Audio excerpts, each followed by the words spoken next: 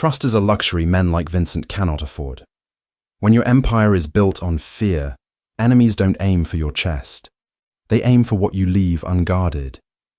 For Vincent, that was his 8-year-old son, bound to a wheelchair in a fortress of glass and steel.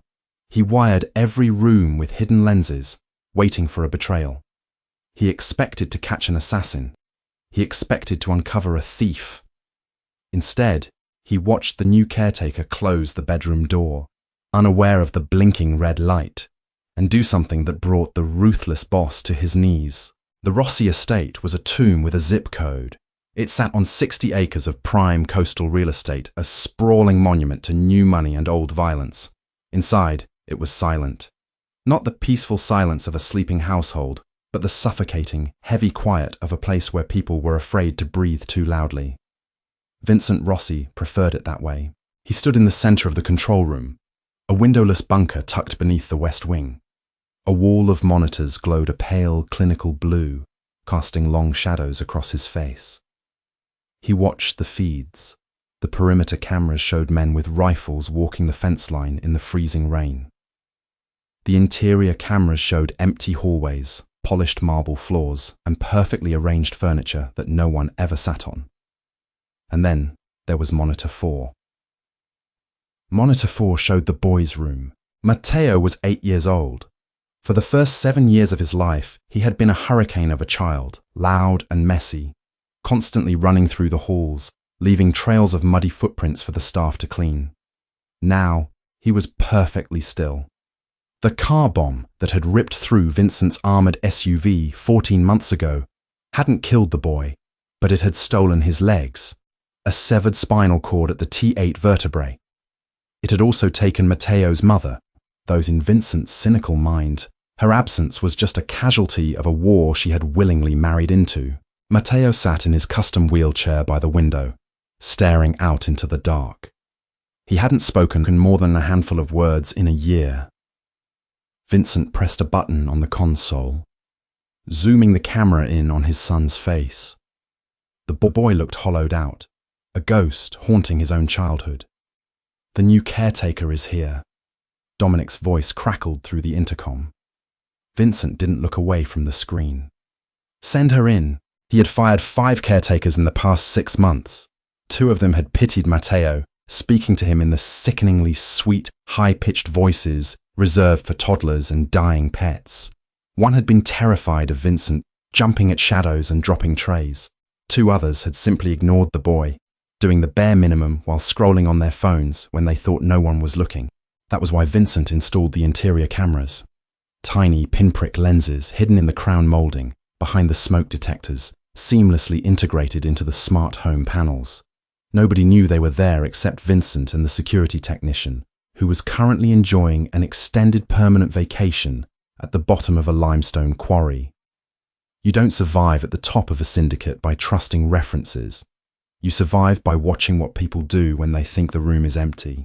The heavy oak door of the office opened. Dominic stepped aside, letting the woman walk in. Clara Hayes didn't look like a savior. She looked tired.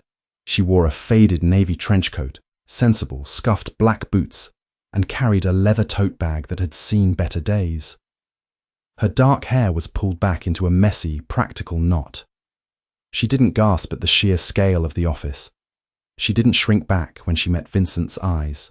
She just stood there, waiting. "Sit," Vincent said. It wasn't a request. Clara sat. She didn't perch on the edge of the chair like the others had.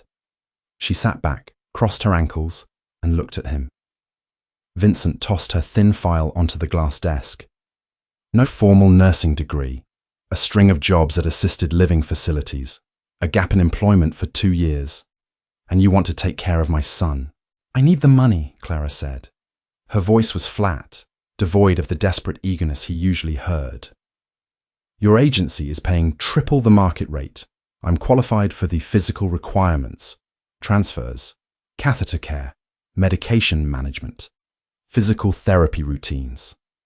I don't need a nursing degree to lift an 8-year-old and make sure his skin doesn't break down." Vincent leaned forward, resting his elbows on the desk. "My son is not a job. He is my life. The people who come into this house don't leave if they cross me. Do you understand what kind of man I am? A man who pays on time, Clara replied, not missing a beat. I don't care about your business, Mr. Rossi. I don't care who you threaten. I care about the check clearing on the 1st and 15th. And in exchange, your son gets kept alive, clean and safe on my shift. That's the transaction. Vincent stared at her. It was a bold bluff, or a suicidal lack of self-preservation. But looking into her eyes, he didn't see defiance. He just saw exhaustion. The kind of bone-deep fatigue that came from surviving the real world, the one outside his gates. He doesn't speak, Vincent said quietly. He doesn't cooperate. He will hate you. I've been hated by better men, Clara said, standing up. Show me to his room. Vincent watched her walk out with Dominic. He turned back to the monitors. He reached out, his finger tracing the cold glass over monitor 4. Let's see how long you last, Clara. For the first 3 days, Vincent barely slept. He lived in the control room, a glass of amber whiskey sweating on the console beside him. He watched Clara on the feeds. She was an anomaly. She arrived precisely at 7 in the morning and left at 7 at night. She moved through the massive, intimidating estate, like a worker bee navigating a hive. She didn't stare at the art. She didn't try to make small talk with the armed guards. And most importantly, she didn't coddle Matteo. On Tuesday afternoon, Vincent watched monitor 4 with a tight jaw. Matteo was refusing to eat. The boy sat in his chair, his arms crossed over his thin chest, staring at the wall while Clara held a plate of cut fruit. The previous caretakers would have begged. They would have bargained. Just one bite, sweetie. For me. Clara didn't do that. She set the plate down on the low table in front of him. Eat it or don't, she said, her voice easily picked up by the hidden microphone. I'm not your mother, and I'm not a restaurant. If you want to be hungry, be hungry. But I'm not bringing you anything else until dinner. She turned her back to him and started organizing his closet. Vincent felt a flash of primal anger. His hand hovered over the intercom button. He was paying her to care for the boy, not to neglect him. He was about to order Dominic to drag her out of the house, but then he stopped. On the screen, Matteo's eyes shifted. He looked at Clara's back. Then he looked at the fruit. Slowly, hesitantly, the boy reached out, picked up a slice of apple, and put it in his mouth. Vincent let out a breath he didn't know he was holding.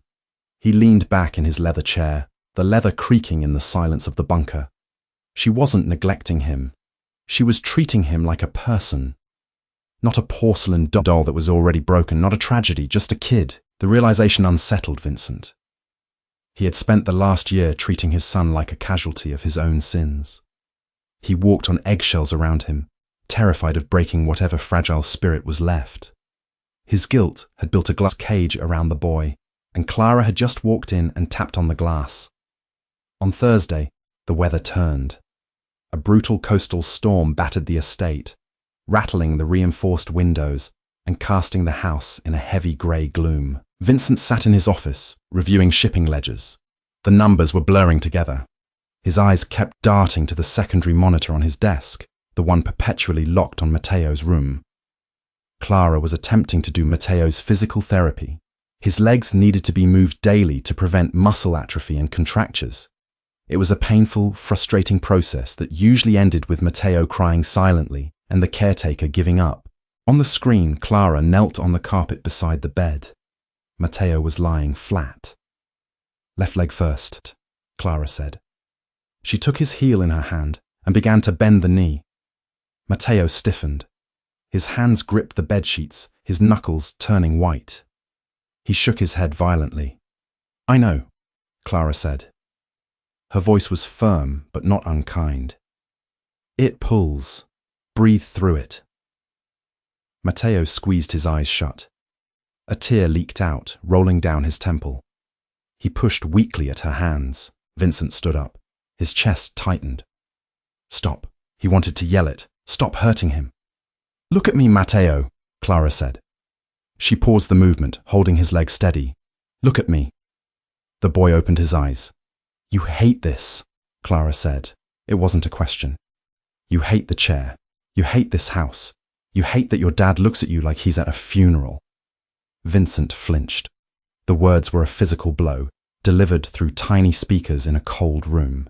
"You have every right to be furious," Clara continued, leaning in closer to the boy. "It isn't fair. None of it is fair. But this—" She tapped his knee gently.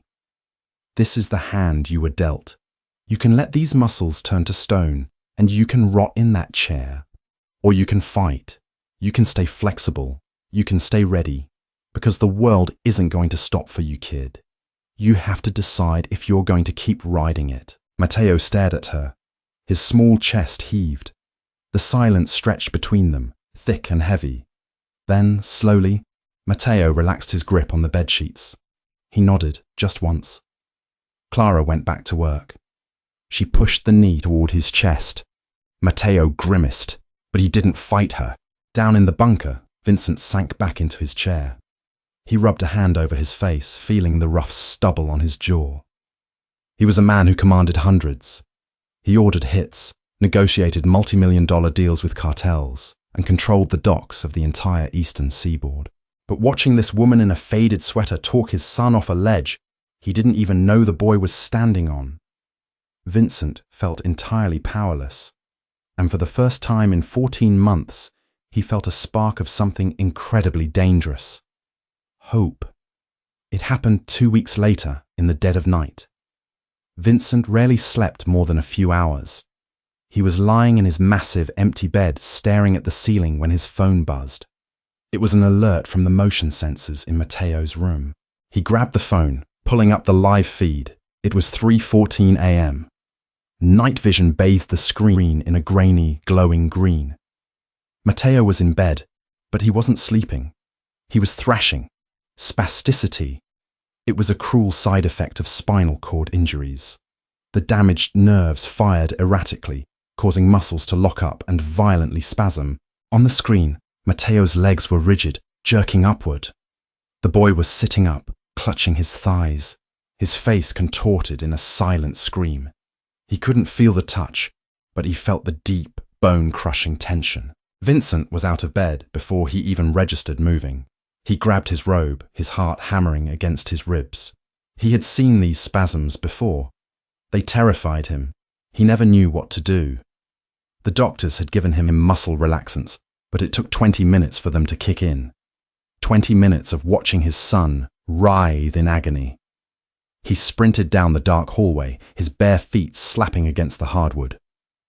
As he reached the top of the stairs, he froze. The door to Matteo's room was already open. Light spilled out into the corridor. Vincent crept forward, staying in the shadow of the doorframe. He didn't look at the phone. He looked into the room. Clara was there. She wasn't supposed to be there.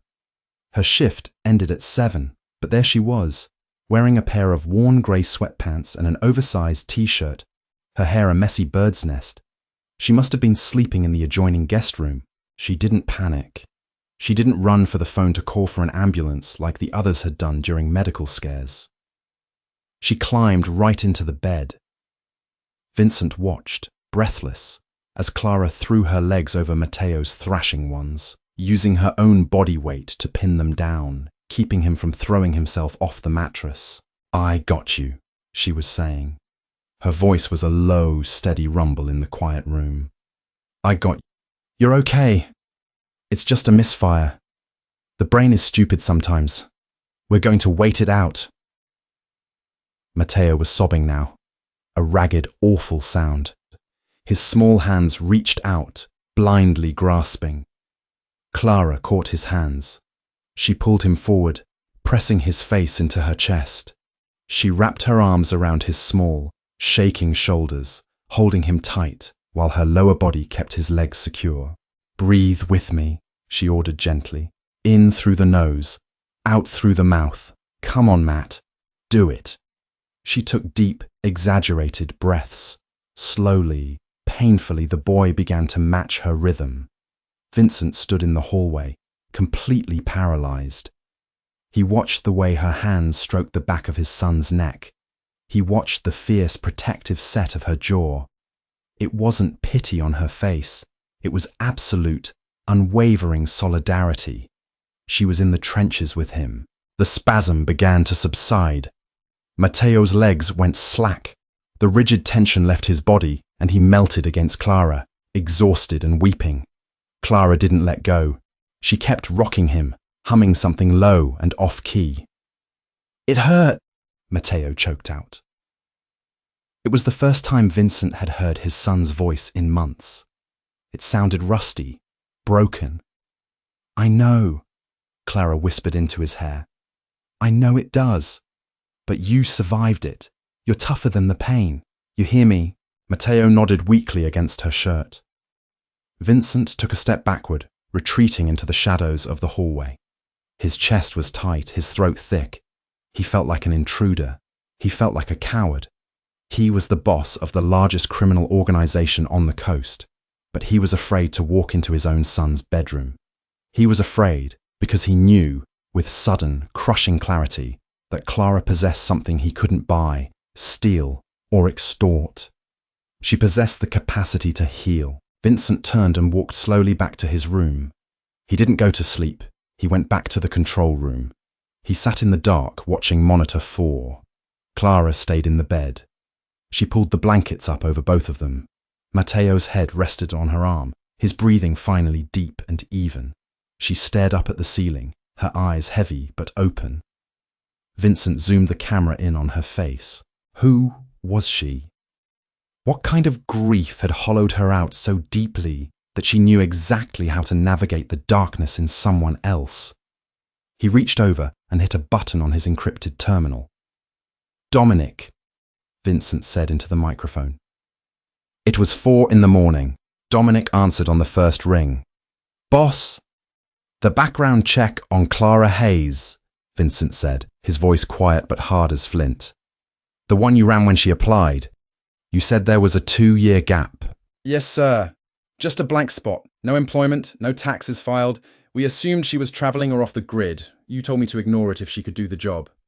"I changed my mind," Vincent said, watching the woman on the screen gently brush a strand of hair from his sleeping son's forehead. "Dig deeper. Find out what she did during those 2 years. Find out who she belonged to, who she hurt, or who hurt her. I want to know everything." "Everything?" Dominic asked. "Strip her life down to the studs," Vincent ordered. "I want to know what ghost she's running from." He cut the connection. He leaned closer to the monitor. The red recording light on the panel blinked steadily. He had installed the cameras to protect his son from monsters. He hadn't expected to catch an angel in the crosshairs. But in Vincent's world, angels were just targets with wings. And if she was hiding something in his house, he was going to rip it into the light, even if it broke them all. The file was thin, but it felt like a lead weight in Vincent's hands. Dominic stood on the opposite side of the mahogany desk, his posture rigid. Outside the armoured windows, the coastal storm had finally broken, leaving behind a thick, suffocating fog that swallowed the estate grounds. "It took some digging," Dominic said, his voice quiet. "She scrubbed her tracks well. Cash jobs, aliases on leases. But she made one mistake. She kept a P.O. box in Boston under her maiden name." Vincent opened the manila folder. There was a photograph paper-clipped to the inside cover. It wasn't a mugshot. It was a candid surveillance photo. Clara, looking 2 years younger, standing in the rain outside a courthouse. Her face was gaunt, her eyes hollow pits of absolute devastation. "Her name is Clara Hayes," Dominic continued. "Before that, it was Clara Bennett. She was married to a mid-level accountant. They had a kid, a boy." Vincent's finger stopped on the edge of the paper. "Had." "His name was Toby," Dominic said. The enforcer, a man who had broken kneecaps with a tire iron without blinking, looked away. 2.5 years ago, a drive-by. Retaliation for a botched drug rip-off on the south side. The target was a dealer operating out of a bodega. Clara and her son were walking out with a gallon of milk. The boy caught a stray hollow point to the chest. Died on the pavement before the ambulance even crossed the bridge. Vincent stared at the photograph. He felt a sudden, sharp coldness in his ribs. The husband blamed her for being in the wrong neighborhood, Dominic said. Divorced her 6 months later.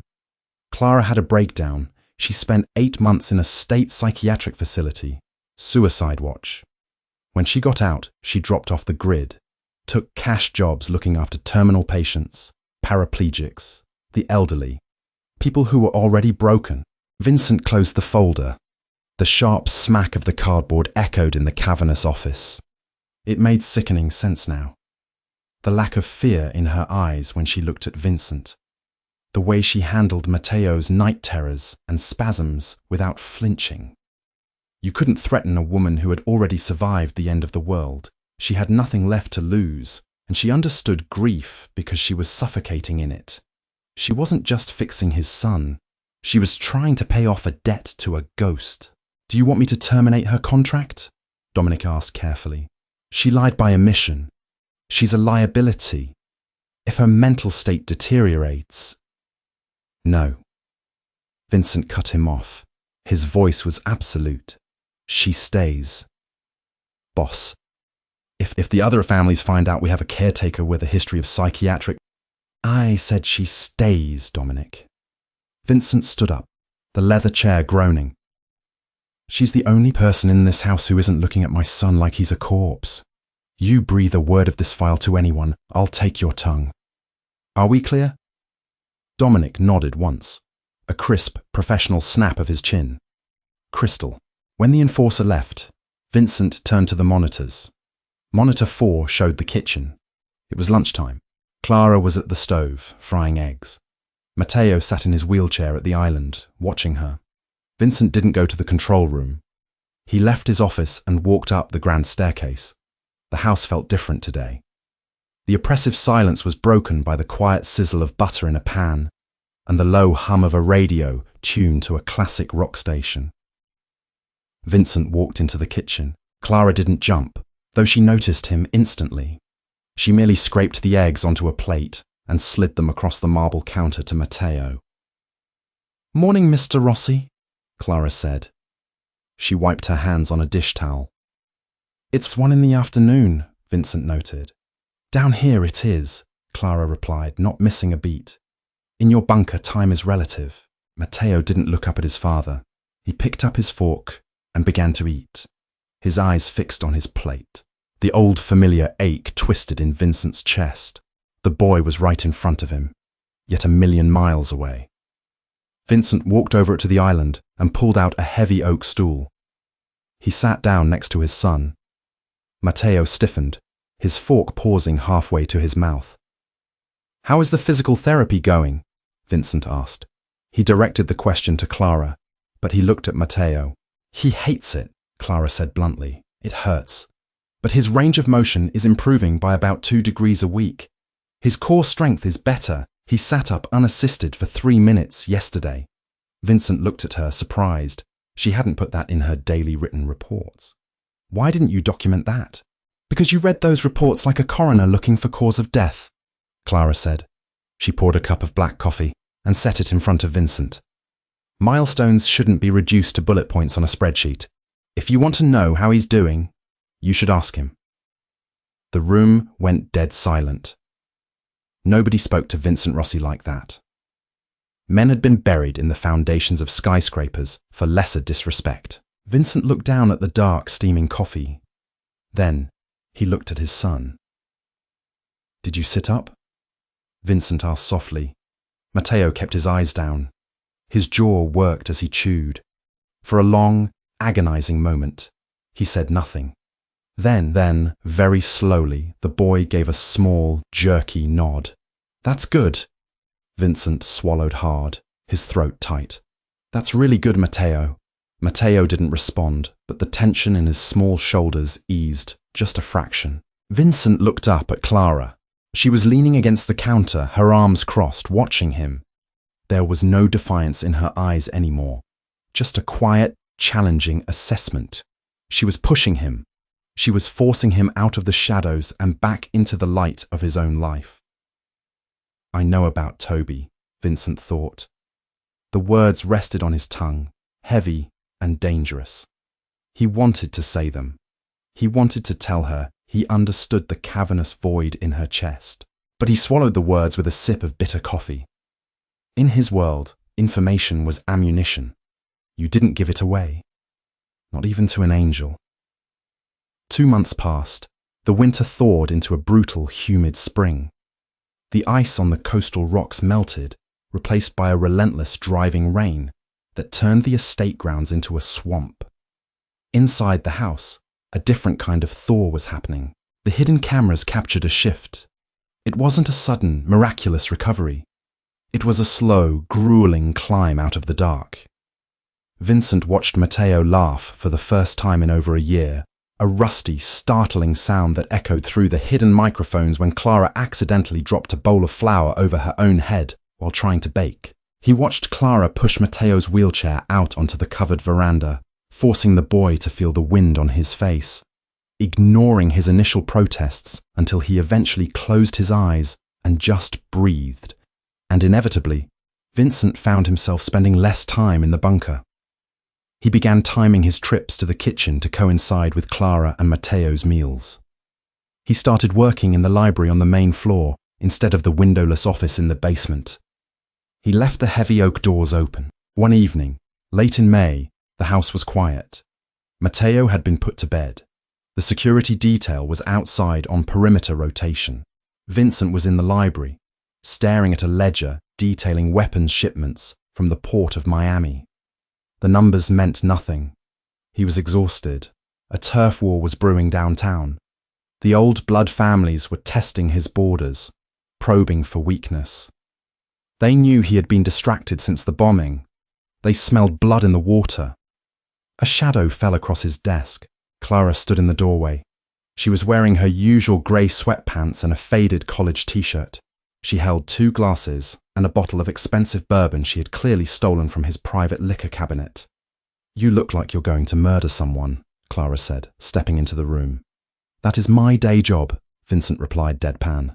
Clara snorted. She walked over to the heavy mahogany desk and set the glasses down. She poured a generous measure of amber liquid into both and slid one toward him. "Drink," she ordered. Vincent leaned back in his chair, studying her. The harsh overhead lighting caught the exhaustion in her face. The dark circles under her eyes never truly went away. "Are you attempting to get your boss drunk, Miss Hayes?" "I'm attempting to stop my boss from vibrating with stress so hard the floorboards rattle," Clara said, sitting in the leather guest chair. She took a sip of her bourbon, wincing slightly at the burn. "Matteo is asleep. The cameras are on. The guards are walking in circles. You can take a breath." Vincent picked up his glass. He didn't drink right away. He rolled the crystal between his palms. "He talked to me today," Vincent said quietly. Clara lowered her glass. "I know. I heard. He asked about the car, the bombing." Vincent's voice cracked just slightly. He took a heavy swallow of the bourbon, welcoming the fire in his throat. He asked if the bad men were going to come back and finish it. Clara didn't offer a platitude. She didn't say, "Oh, that's terrible," or "He's just a child." She just watched Vincent with those ancient hollow eyes. "What did you tell him?" she asked. "I told him no one would ever touch him again, not while I had breath in my lungs." Vincent leaned forward, planting his elbows on the desk, the mob boss facade crumbling away to reveal the terrified father underneath. "But I don't know if that's true, Clara. I built this empire to be untouchable, and they drove a rigged SUV right through my front gates. I can buy politicians, I can buy police, but I couldn't buy his legs back. And I can't guarantee a sniper won't put a bullet through this window right now." It was the most he had spoken about the incident to anyone. It felt like bleeding out onto the desk. Clara set her glass down. She stood up and walked around the desk. Vincent tensed. He wasn't used to people entering his personal space. She stopped right next to his chair. She looked down at him. "You can't control the whole world, Vincent," she said, her voice a soft murmur, in the massive library. It was the first time she had used his first name. It sent a strange jolt straight up his spine. "I have to," he said, staring at the ledger. "No, you don't." She reached out. Her hand hesitated for a fraction of a second before her fingers brushed the tense, knotted muscles at the base of his neck. Vincent froze. He stopped breathing. The contact was electric. It had been 14 months since anyone had touched him with anything other than fear or violence. "You just have to control this room," Clara said softly, her thumb tracing the line of his jaw. "You just have to show up for him. The kid doesn't need a king, Vincent. He needs a dad." Vincent closed his eyes. He leaned into her touch, just a millimeter, surrendering to the warmth of her hand. The crushing weight of the crown he wore seemed to lighten just for a second. He reached up and wrapped his large, scarred hand around her wrist. He didn't pull her away. He just held her there, anchoring himself to her steady pulse. "Who takes care of you, Clara?" he asked, his voice a rough whisper. "Who holds you together?" He felt her stiffen. The pulse under his thumb fluttered, picking up speed.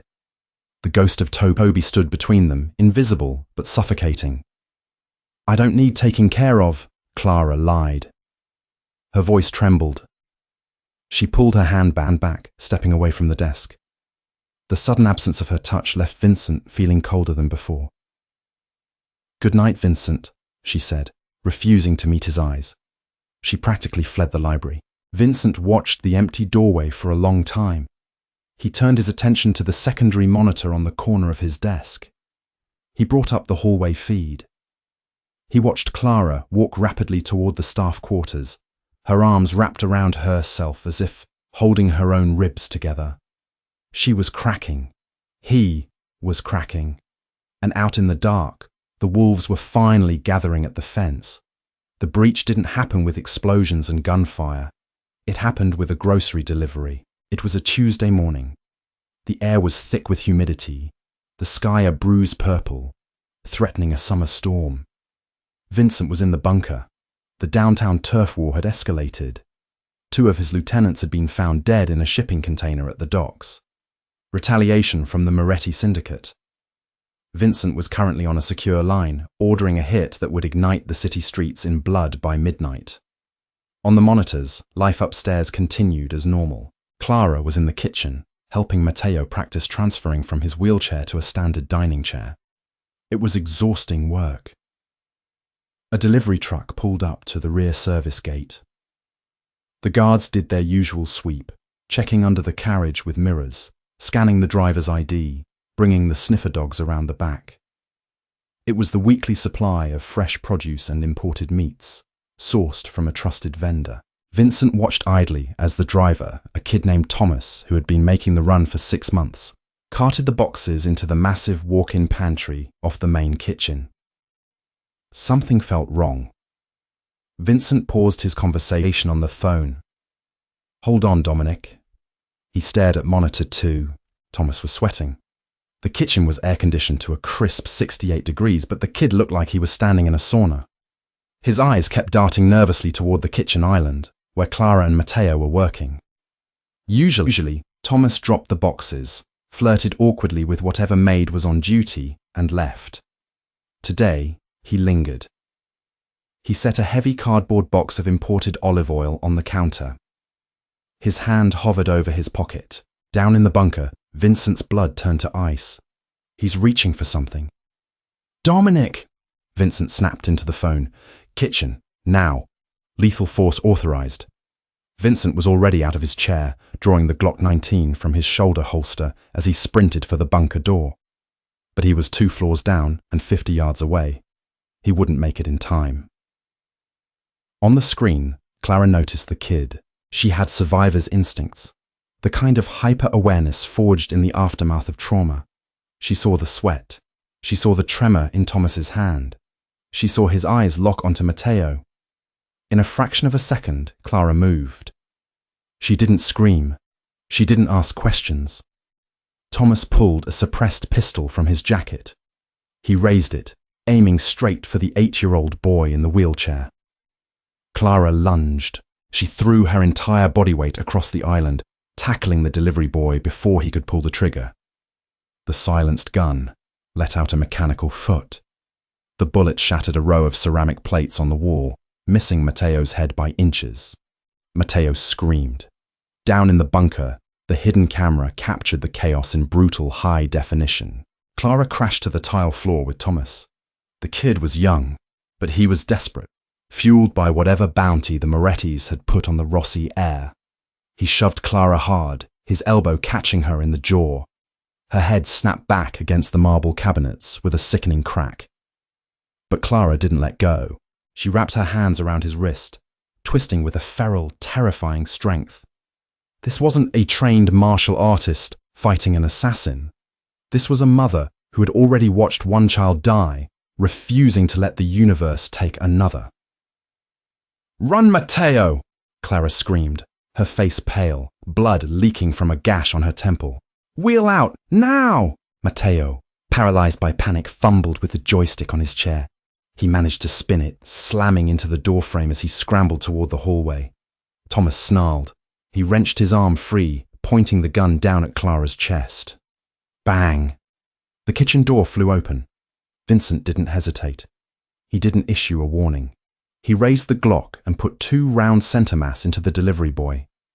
Thomas slumped backward, the gun clattering onto the expensive tile, his chest torn open. Silence descended on the kitchen, ringing with the deafening echo of unsuppressed gunfire.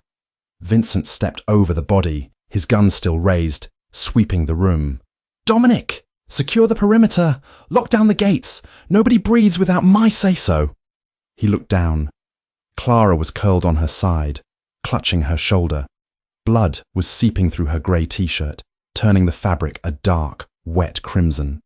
"Clara!" Vincent dropped to his knees. The gun fell from his hand, entirely forgotten. He ripped the fabric of her shirt away, pressing his bare hands against the wound. It was a through and through on her left shoulder. She was bleeding heavily, but it hadn't hit the heart. Clara gasped, her eyes squeezed shut in agony. Her good hand reached out, grabbing the collar of Vincent's shirt with astonishing force. "Mateo!" she choked out, her breathing shallow and ragged. Is he... He's fine. He's in the hall. Dominic has him," Vincent said, his voice shaking. He applied brutal pressure to the wound. "Look at me, Clara. Stay with me." Her eyes fluttered open. The adrenaline was fading, leaving behind shock and agonizing pain. She looked at the blood on Vincent's hands. She looked at the dead boy on the floor. "I didn't," she whispered, a tear leaking from the corner of her eye, mixing with the blood on her temple. "I didn't let them take this one. I didn't let him die, Vincent." The words hit him like a physical blow. "I didn't let them take this one." She was talking about Toby. She had projected her dead son onto Mateo, and in doing so, she had thrown herself in front of a bullet meant for his heir. "I know," Vincent choked out, his chest cracking wide open. The ruthless Mafia Boss, a man who had ordered executions over breakfast, found tears blurring his vision. "You saved him. You saved him, Clara."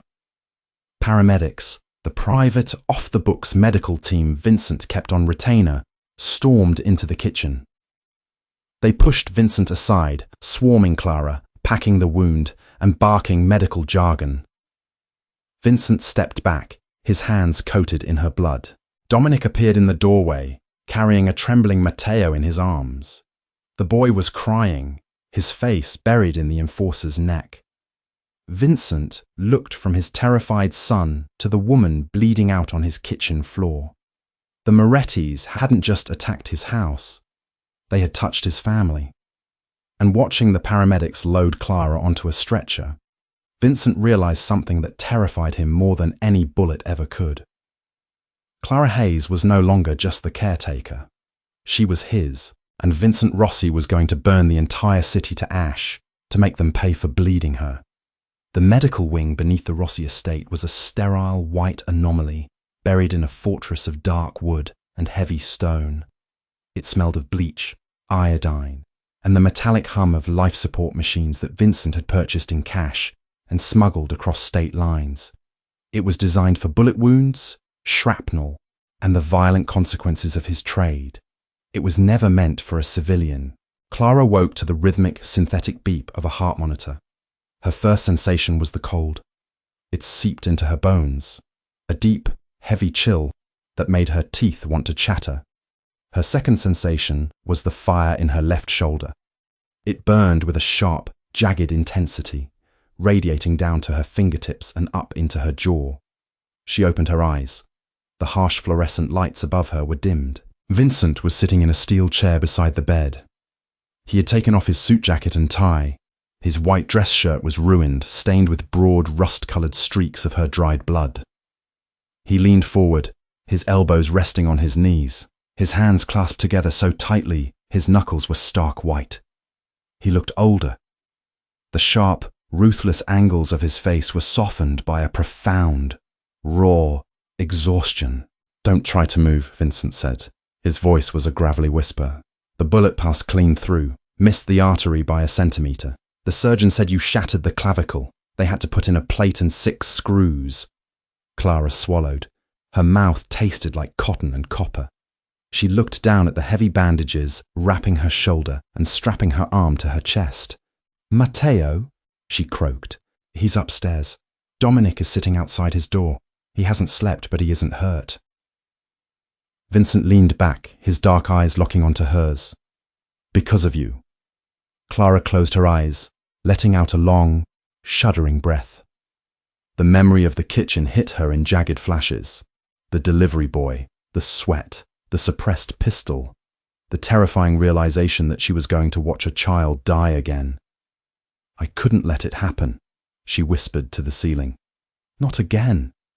Vincent stood up. He walked to the small stainless steel counter holding a plastic pitcher, poured a cup of ice water, and brought it back to the bed. He slipped his large hand behind her neck, supporting her head with a terrifying gentleness while he held the cup to her lips. She drank greedily, the cool water soothing her raw throat. He set the cup down and sat back in the chair. The silence in the underground room stretched, heavy and expectant. "Dominic ran a background check on you 3 months ago," Vincent said quietly. Clara froze. Her heart monitor spiked, a sudden rapid flutter of sound that filled the room. Vincent didn't look away. He didn't blink. "I know about the 2-year gap. I know about the psychiatric hold. I know about the drive-by in Boston." He paused, letting the silence settle over them, like falling ash. "I know about Toby." Clara turned her face away. She stared at the blank white wall, her jaw trembling violently. The dam she had built inside her chest, the one that held back the crushing weight of her failure, began to crack. She had spent 2 years running from the ghost of her son, hiding in the shadows of other people's tragedies, hoping the universe would forget she existed. "Are you firing me?" she asked, her voice cracking. "Firing you?" Vincent let out a low, bitter laugh. "Clara, you took a hollow point bullet for the heir of the largest crime syndicate on the eastern seaboard. The men who sent that kid want my blood, and they wanted to use my son to draw it. You didn't just save Matteo, you saved my empire, you saved my soul." He reached out, his fingers, rough with calluses and stained with her blood, gently grasped her uninjured hand. "You don't have to pay a debt to the universe anymore, Clara," Vincent said softly. "Whatever penance you thought you were working off by taking care of broken people, it's done. You paid in blood on my kitchen floor. You don't owe the ghosts anything else."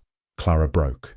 The tears came hard and fast, hot and suffocating. She sobbed, her entire body shaking, which sent agonizing spikes of pain through her shattered shoulder.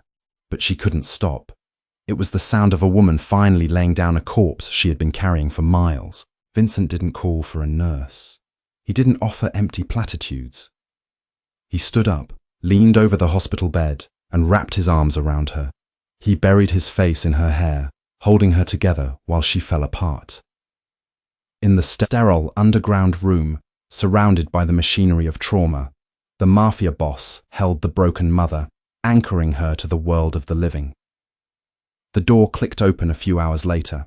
Clara was drifting in a heavy narcotic haze, the morphine dripping steadily into her IV. She blinked her eyes open to see the heavy steel door swing wide. Dominic pushed the wheelchair into the room.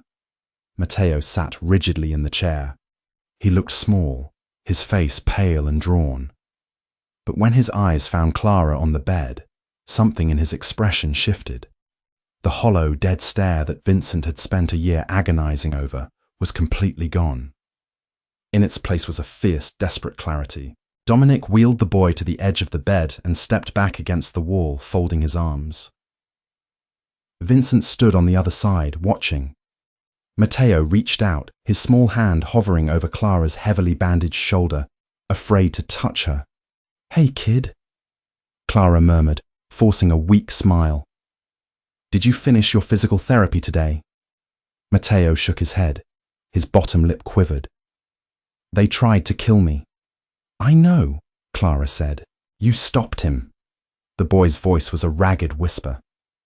"You got shot, like in the movies. But there was so much blood. It was on the floor. It was everywhere." "I'm tough," Clara said, her voice dropping to a soothing rumble. "I told you that. Takes more than some punk delivery kid to take me out." Matteo leaned forward, resting his forehead against the mattress, just inches from her arm. "I was so scared." "I was scared too," Clara admitted. She reached out with her good hand and ruffled his dark hair. "But we survived it. You did exactly what I told you to do. You wheeled out. You were brave." Matteo looked up, his eyes shining with unshed tears. "My dad shot him." Clara glanced over at Vincent. His face was a mask of unreadable stone, but his eyes were wide, waiting for the judgment he assumed was coming. He was waiting for Clara to flinch, to realize the true horror of the world she had just bled for. He was waiting for her to look at him like a monster. Clara looked back at Matteo. "Your dad did what he had to do to protect you. That's what a father does. He keeps the wolves away from the door." Vincent exhaled, a long, shaky breath that seemed to carry the weight of a decade. "We're a team now, right?" Matteo asked, his voice tightening with a desperate need for reassurance. "You aren't going to quit. You aren't going to leave." "I'm not going anywhere, Matteo," Clara promised, her fingers tightening in his hair. "I'm right here." The retaliation was not a surgical strike. It was an absolute slaughter. Vincent Rossi did not believe in proportionate response. When Sal Moretti crossed the line from business to family, he didn't just break the rules of the syndicate. He forfeited his right to exist on the same earth as Vincent's son. For 3 days, the Rossi estate operated under a total lockdown. The iron gates were sealed. A secondary perimeter of armed men patrolled the woods. Inside, the house was eerily calm. Clara was moved from the underground clinic to the grand guest suite on the main floor. The room had massive bay windows looking out over the cliffs, a far cry from the cramped staff quarters she had occupied. While Clara healed, Vincent went to war. He operated out of the bunker, commanding a private army with terrifying precision. He didn't sleep. He barely ate. He ran on black coffee, vengeance, and the lingering image of Clara's blood on his kitchen floor. On Thursday night, Vincent stood at the head of the long oak table in his war room. Dominic and 4 capos stood around a map of the city spread across the surface. "The Moretti shipments at the South Port," Vincent pointed a heavy finger at the map. "Burn them. All of them. I don't care about the product. I don't care about the profit. I want the ships sinking in the harbour by sunrise. Anyone who tries to put out the fire gets a bullet in the knees." "And Sal?" Dominic asked quietly. "Sal is mine," Vincent said, his voice dropping to a terrifying, deadly calm. "Find out where he's sleeping. I want him dragged out of his bed. I want him to know exactly why his empire is turning to ash before I put him in the ground." The capos nodded. They recognized the look in Vincent's eyes. It was the look of a man who had nothing left to lose, because the only things he cared about were locked behind impenetrable walls, entirely out of their reach. Over the next 48 hours, the city bled. Clara lay in the massive 4-poster bed in the guest suite, watching the local news on a muted flat-screen television. The headlines scrolled endlessly across the bottom of the screen. "Massive blaze at Southport docks. 3 dead in apparent gang execution at downtown restaurant. Unprecedented violence rocks the city's underworld. She watched footage of a burning warehouse, the flames reflecting in the dark water of the harbour. She knew what it was. She wasn't naive. She had married an accountant who cooked the books for a local crew. She knew how this world functioned. But watching it on a massive scale, knowing that the man ordering the destruction was the same man who had gently fed her ice water in a basement clinic, it was entirely surreal. She wasn't horrified. That was the most terrifying realization of all. Before Toby died, Clara would have looked at the news and prayed for the police to intervene. She would have condemned the violence. But grief had permanently altered her moral compass. The delivery boy had pointed a gun at an 8-year-old in a wheelchair. The men burning in those warehouses had paid for the hit. In Clara's fractured mind, Vincent wasn't a monster. He was a force of nature. He was the hurricane wiping out the disease that had tried to infect his home. On Saturday night, the door to the guest suite clicked open. The room was dark, illuminated only by the silent flashes of the television screen. Clara was awake, her uninjured arm resting over her stomach. Vincent walked in. He didn't turn on the light. He moved slowly, his heavy boots silent on the thick Persian rug. He smelled of cold night air, expensive cigars, and the sharp metallic tang of cordite. He stopped at the foot of the bed, a massive, imposing shadow against the ambient light of the screen. "Is it done?" Clara asked. Her voice was steady in the dark. "It's done," Vincent replied. His voice was hollow, scraped raw. "Sal Moretti is dead. His lieutenants are dead. The families have called for a parley. They want peace. They know the price of touching my blood now." He didn't move to sit in the chair. He just stood there, staring down at his hands as if he could still see the blood on them. "I'm a bad man, Clara," Vincent whispered. It sounded like a confession to a priest in a pitch-black booth. "I just drowned half the city in blood. I looked a man in the eyes while he begged for his life, and I pulled the trigger without my pulse even speeding up. I am exactly what the papers say I am." Clara pushed herself up, wincing slightly as the painkillers dulled the throb in her collarbone. She swung her legs over the side of the bed. "Come here," she said. Vincent hesitated, then walked slowly around the bed. He stood in front of her, his shoulders slumped, the weight of the crown finally breaking his posture.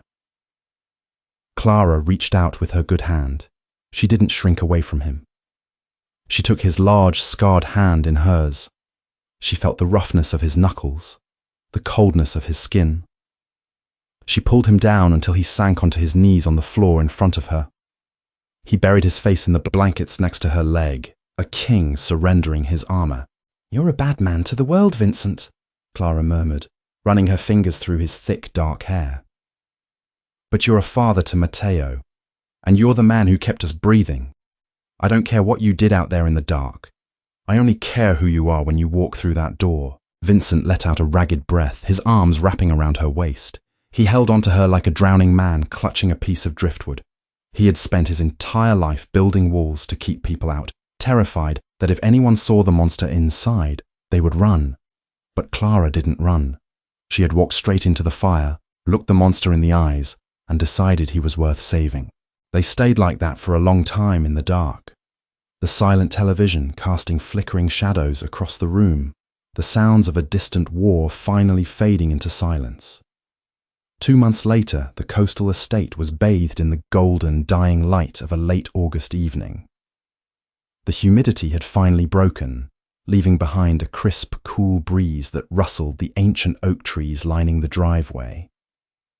Down in the bunker, the wall of monitors glowed a pale blue. Vincent stood in the center of the room. He wasn't looking at shipping manifests. He wasn't negotiating territory. He was watching Monitor 4. The feed showed the sprawling home gym on the first floor. It had been retrofitted with specialized physical therapy equipment. Matteo was in the center of the room, flanked by parallel bars. He wasn't in his wheelchair. He was standing. He wore heavy, custom-molded orthopedic braces that locked his knees and supported his ankles. Clara was standing a few feet in front of him, holding her hands out. Her left arm was completely out of the sling, though she still moved it with a cautious stiffness. "Come on, Matt." Clara's voice came through the speakers, loud and encouraging. "Just like we practiced. Shift the hips, throw the weight, don't look at your feet. Look at me." On the screen, Vincent watched his son grip the parallel bars. Matteo's face was a mask of intense, furious concentration. He threw his weight aggressively to the right, hiking his left hip to swing the locked leg forward. The heavy rubber sole of his sneaker dragged against the mat, then planted. Matteo let out a sharp breath. He threw his weight to the left, swinging the right leg forward. Another step. Down in the bunker, Vincent felt his throat close up. He gripped the edge of the console, his knuckles white. The doctors had said independent ambulation was impossible. They said the chair was a permanent reality. But they hadn't factored in the absolute, stubborn refusal of Clara Hayes to accept a medical absolute. They hadn't factored in the way she had rewired Matteo's brain, teaching him to use his core, his shoulders, his sheer force of will to throw his broken body forward. Matteo took 3 more agonizing, swinging steps. He reached the end of the bars. Clara caught him, wrapping her arms around him as his knees finally buckled. They fell back onto a large exercise mat together, Matteo panting heavily, sweat dripping from his forehead. But he was smiling. A massive, beaming, genuine smile. 5 steps, Clara laughed, hugging him tight. "You broke the record, kid." Vincent stared at the screen. He watched them laugh. He watched his son, alive and fighting. He watched the woman who had resurrected his family from the ashes of a car bomb.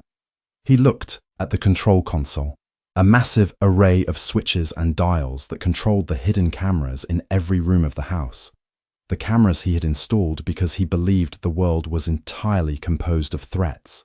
He had built this panopticon to protect his son from the shadows. But sitting in the dark watching a screen wasn't protecting his son. It was hiding from him. Vincent reached forward.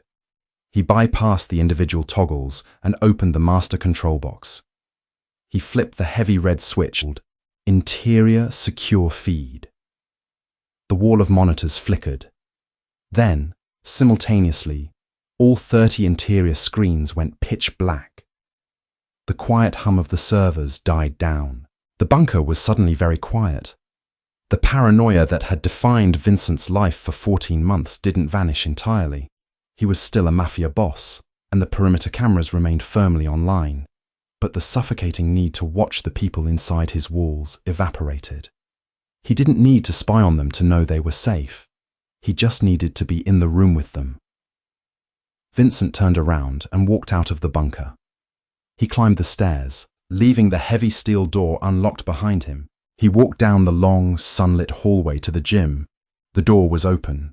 Clara was sitting on the mat, helping Matteo unstrap the heavy leg braces. She looked up as Vincent walked in. She didn't look surprised to see him. In the past 2 months, the invisible wall between the boss and the caretaker had entirely dissolved. "He took 5 steps, Clara said, brushing a strand of dark hair out of her eyes. "I know," Vincent said, stepping onto the mat. He crouched down next to his son. "I saw." Matteo looked at his father. There was no fear in the boy's eyes anymore, just a quiet, enduring resilience. "It's hard. The braces are heavy." "You're stronger than the braces," Vincent said. He reached out and squeezed Matteo's shoulder. "I'm proud of you, Matteo, more proud than I have words for." Matteo beamed. "Clara says I can eat a whole pizza tonight for breaking the record." "Clara is the boss of the kitchen," Vincent smiled, a rare, genuine expression that reached his eyes. "So a whole pizza it is. Go get cleaned up. Dominic is waiting in the hall to help you." Matteo maneuvered himself back into his wheelchair with a fluid, practiced motion. He rolled out of the gym, calling for Dominic. Vincent and Clara were left alone in the quiet room. Vincent stood up and offered Clara his hand. She took it, letting him pull her to her feet. He didn't let go of her hand once she was standing. He pulled her a fraction of an inch closer. "The cameras in the house are off," Vincent said quietly. Clara tilted her head, studying his face. "All of them?" "Permanently," Vincent nodded. "I don't want to watch my life through a piece of glass anymore." Clara looked at him, her dark eyes searching his. She saw the blood he had shed for her. She saw the empire he ruled with an iron fist. But she also saw the man who had slept on a cold tile floor outside her door for a week while she recovered from a gunshot wound. Their lives were not a fairy tale. There would be no clean slates. Vincent would always be a man who commanded violence, and Clara would always carry the phantom weight of a child she couldn't save. They were two broken people living in a fortress built on blood money.